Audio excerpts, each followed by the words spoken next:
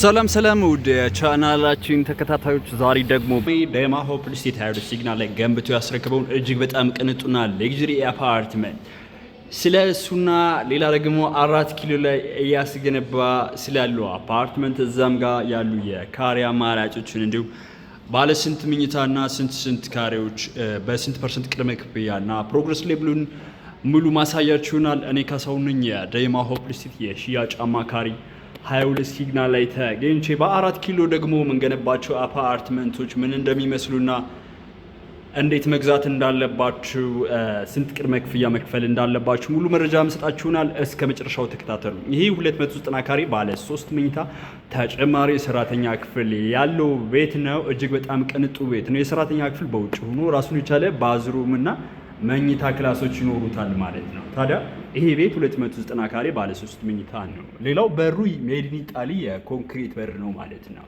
ሜድ ኢን ኢጣሊ የኮንክሪት በር ከ4 ሰዓት እስከ 5 ሰዓት ሰዓትን መቋቋም የሚችል እጅግ በጣም ቅንጡ በር ነው።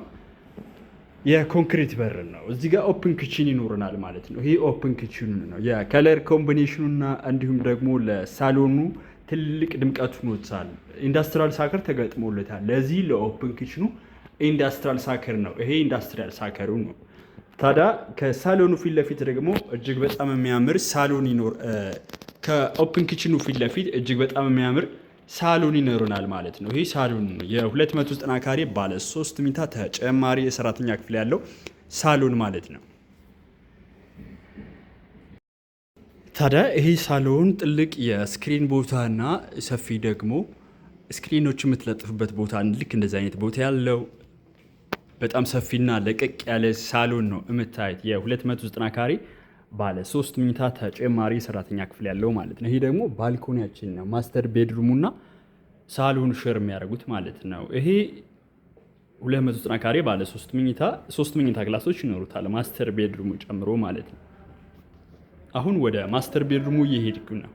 ማስተር ቤድሩሙ እጅግ በጣም ሰፊና ጥሩ ማቴሪያሎችን ተጠቅመን ፊኒሽንግ የሰራንለት ቅንጡ አፓርትመንት ባለ 3 መኝታ 290 ካሬ ቤት ነው። ይህ ማስተር ቤድሩሙ ነው። ማስተር ቤድሩሙና ሳሎኑ ሼር ያደርጉታል። ይህም ባልኮኒ ማለት ነው። ይህ 22 ሲግናል ላይ የሚገኝ የዴማ ሆፕ አፓርትመንት ነው። ይህን አፓርትመንት ከፈለጋችሁ አሁን ላይ 40 ሚሊዮን መክፈል ይጠበቅባችኋል። 40 ሚሊዮን ማለት ነው።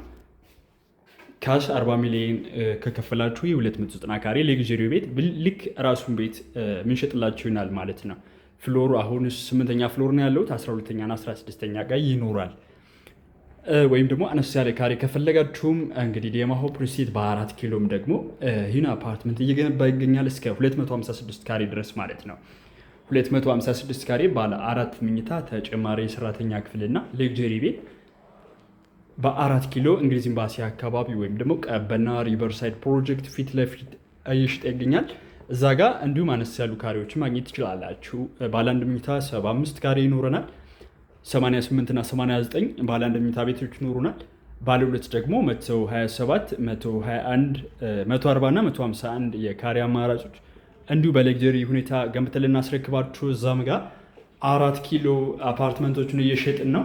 ታዲያ የምንገነባው ግን በዚሁ ይሆናል ማለት ነው። በፉሊ ፊኒሽድ ከሆነ አግሪመንታችሁ በዚሁ የምንገነባው ይሆናል ማለት ነው። የራክ ሴራሚክ የጃጓር ፕሮዳክቶችን ሜድ ኢን ኢጣሊ የሆነ በር የኮንክሪት በርና ሙሉ ኮምቢኔሽናችን በእንደዚህ ወይ ምንጨርስላችሁ ይሆናል ማለት ነው። ታዲያ ይሄ አፓርትመንት 290 ካሬ ነው። በ4 ኪሎ ግን ከባለ 1 መኝታ እስከ ባለ 4 መኝታ ድረስ ካሬው ከሰፋባችሁ ከ75 ካሬ ጀምራችሁ እስከ 256 ካሬ ድረስ ከዴማ ሆፕ ሪል ስቴት የግላችሁ ማድረግ ትችላላችሁ ማለት ነው። ዴማ ሆፕ ሪል ስቴት በ4 ኪሎ እንግሊዝ ኤምባሲ አካባቢ እያስገነባ ያለው አፓርትመንት ባለ 1 መኝታ 75 ካሬ፣ 88፣ 89 ካሬ፣ ባለ 2 ደግሞ 150፣ 140 እና 127፣ 121 ካሬዎች ይኖሩታል ማለት ነው። እንዲሁም ባለ 3 181 እና 186 ሌግዠሪ ቤቶች ይኖሩታል።